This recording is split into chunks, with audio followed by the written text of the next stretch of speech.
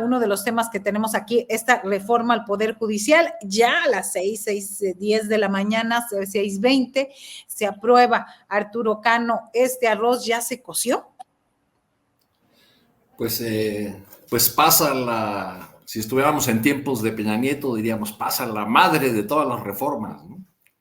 Es la reforma que más le ha preocupado, le ha importado al presidente después de la eléctrica, que no pudo concluir felizmente para su proyecto. Pues ya se confirmó el nuevo tablero político en la realidad, con estas imágenes de la sede alterna de la Cámara de Diputados, una votación muy cómoda, un debate muy largo. La mayoría de Morena y sus aliados le dio a la oposición bastante, bueno, la discusión entiendo que duró 17 horas, ¿no? Bastante más tiempo que el que estos partidos que ahora están en la oposición le daban al que ahora constituye la nueva mayoría. Yo recuerdo, por ejemplo, cuando se aprobó la reforma energética de Peña Nieto, también fue en una sede alterna, ahí mismo dentro del Palacio de San Lázaro, pero como el salón de sesiones estaba tomado por perredistas y del MC, pues lo hicieron en un salón que es más pequeño, estaba todo el mundo ahí amontonadísimo y hubo una votación, como en este caso, como el de la reforma judicial, una votación nominal. O sea, cada diputado y diputada tuvo que ir diciendo de viva voz cuál era el sentido de su voto. Ahora que uno sigue los medios y redes sociales, es sorprendente cómo se olvida la manera como se aprueba. Entonces ahora es aplanadora. Lo que antes era mayoría legislativa conseguida por el PRI y el PAN gracias a el talento político de Enrique Peña Nieto, que logró que firmaran el Pacto por México. Y bueno, todo en las movilizaciones de los trabajadores del Poder Judicial, de los jóvenes universitarios, vemos que hay sectores sociales muy proclives a inventar el Mediterráneo cada vez que ellos salen a las calles, ¿no? Y eso se ve de los dos bandos. O sea, hace una caricatura de un lado, una caricatura del otro. Por ejemplo, ahí en la Suprema Corte, hoy unos jóvenes a favor de la reforma, jóvenes universitarios afines a Morena, pues echaron un rollo en contra de las ministras y ministros y de las movilizaciones de quienes están en contra de la reforma. Y me llamó mucho la atención la expresión de un joven que una y otra vez decía, los presuntos jóvenes que se manifiestan a favor de Norma Piña, los presuntos jóvenes. O sea, ni siquiera les concede calidad de jóvenes, ¿no?, a los que están en contra. Es un poco parte de este juego político, pero pues ya está aprobada la reforma, entiendo que pasa al Senado. Ya el presidente de la Cámara de Senadores, Gerardo Fernández Noroña, ha dicho que ya se le dará curso, se le dará trámite. En una rueda de prensa habló de que el próximo martes ya se estaría aprobando y también dijo que ya tienen la mayoría calificada para lograr su aprobación en el Senado. Del lado opositor no están tan seguros. Uno de los jefes de la oposición, el empresario Claudio X González, dice que si 43 de los senadores se mantienen firmes y asisten a la sesión y nadie se quiebra ni acepta cambiar de bando, pues pueden lograr todavía detenerla. Yo creo que eso es realmente ya muy difícil. Esta reforma se va a aprobar y vamos, las prisas del presidente Andrés Manuel López Obrador se impusieron en este ciclo. Había la presidenta electa Sheinbaum en algunos momentos, a partir de que ganó la elección, había pedido ir con calma. Digamos que si lo ponemos con el ejemplo de un coche y la palanca de velocidades, la presidenta electa quería ir en primera y el presidente en cuarta. Finalmente, pues quien logra imprimirle la velocidad que quería es el presidente López Obrador. Pero apenas estamos, digamos, en el momento de la hechura, ¿no? O sea, primero vino la formulación, que fue desde el 5 de febrero, cuando el presidente presentó ese paquete de reformas, y luego toda esta narrativa en torno al plan C y todo lo que incluía. Después la hechura de propiamente la aprobación de la ley, ya su concreción en el Congreso, y luego pues vendrá lo más complicado, que ya no le va a tocar al presidente López Obrador, que es la implementación de esta reforma. Así es. Se habla como una reforma que va a darle un vuelco al sistema de justicia, pero no olvidemos que está concentrada en el Poder Judicial de la Federación. Hace falta los poderes judiciales de los estados, por un lado, en lo que hace a la impartición de justicia, y todo lo relativo a la procuración de justicia, los MPs, las fiscalías, etc. Entonces, para tener un sistema de justicia que los mexicanos, como dice los discursos de diputadas y diputados de Morena, demandaron en las urnas, pues hace falta todavía planchar muchas reformas más. Así es, y en este sentido, pues vamos, por lo pronto la discusión va a estar en el centro de aquí hasta que pase en el Senado, porque ahí es donde va, Olga Sánchez Cordero está hospitalizada y no va a poder estar, por ejemplo. Qué curioso ese asunto de la súbita indisposición de la exministra, ¿no? Pero digo, sin querer pensar mal, también recuerda uno, puede ser una simple casualidad histórica, que cuando estaba más álgido el momento de la aprobación de la reforma energética de Peña Nieto, el que se enfermó fue Andrés Manuel López Obrador, el hoy presidente. Así Quienes es. quedaron al frente de esas movilizaciones fueron su hijo, Andrés Manuel López Beltrán, y Claudia Sheinbaum al frente de las Adelitas. Así, sí, lo recordamos, justo eso. Tere Rodríguez de la Vega, a ver, Claudio X González en las manifestaciones de apoyo, en contra de estas manifestaciones, ay, ya ando revuelta, perdón. Ahí está un socio de Claudio X González, que es el abogado José Mario de la Garza Marroquín. Su hijo es la cabeza visible de las protestas en contra de la reforma judicial. Y digo, me trabé en este sentido porque ya ha habido, ayer hubo al menos unas 20 estados que se sumaron de jóvenes a favor de la reforma judicial en todo el país. ¿Qué significa este personaje todavía, Claudio X González? Porque pues tampoco hay casualidades, y aquí es mucho más claro que el caso de Olga y el caso de Andrés Manuel López Obrador en estas discusiones. O sea, creo que no podemos regatear el hecho de que de que la oposición a la reforma al Poder Judicial ha tenido muchísimas vetas, todas de las cuales tienen directa o indirectamente un patrocinio del poder económico. Es decir, a veces los que se activan son algunos jueces dando unos amparos, otras veces los que se activan son todos los que intentaron parar la composición que le da mayoría calificada y por lo tanto atributos constituyentes a la bancada de Morena y aliados. Si eso no funciona, y entonces salen los jueces y ahora la movilización, una movilización que a mí se me antoja perecedera porque no veo mucha vocación de mantenerse en las calles del perfil de las personas que se están manifestando. La marcha del pasado domingo, lo sé de primera mano por un compañero que algunas veces nos escucha y que trabaja en un comercio, y que el otro día cuando fui a comprarle al comercio me contó que habían convocado a toda la gente de Antorcha Campesina para sumarse a la movilización del domingo pasado.